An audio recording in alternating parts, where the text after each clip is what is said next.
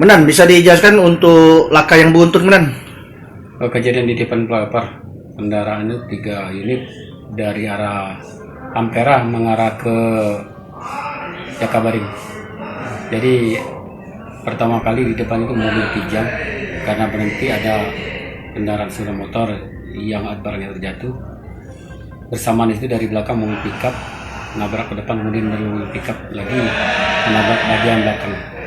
Jadi untuk sementara kendaraan 2 di atas sudah dievakuasi oleh dari Disub, dibantu dibawa ke pos Komisi 2 Polda. Korban ada?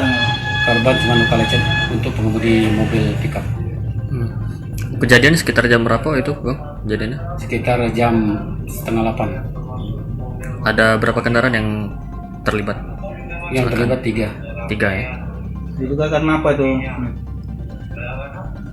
Mungkin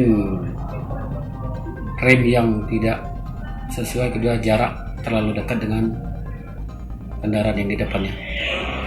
Ada kerusakan ini, Bang? Misalkan bodi kendaraan di bagian depan secara garis besar.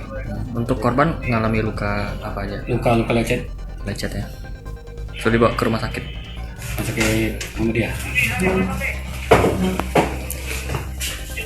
Jadi itu Tribuners, tadi Kanit Gakum Polrestabes Palembang menjelaskan adanya kejadian kecelakaan lalu lintas di jembatan flyover Jakabaring pagi ini sekitar pukul 8 pagi. Nah, itu awalnya dari motor yang di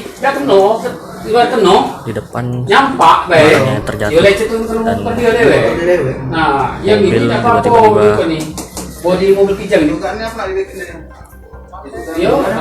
rem mendadak, sehingga yang di belakangnya itu ikut ngerem mendadak juga dan terjadi kecelakaan beruntun. Satu korban dibawa ke rumah Muhammadiyah, sekarang sedang mendapatkan perawatan medis. Oke, saja Tribuners. Jangan lupa subscribe, share, komen, dan like ya.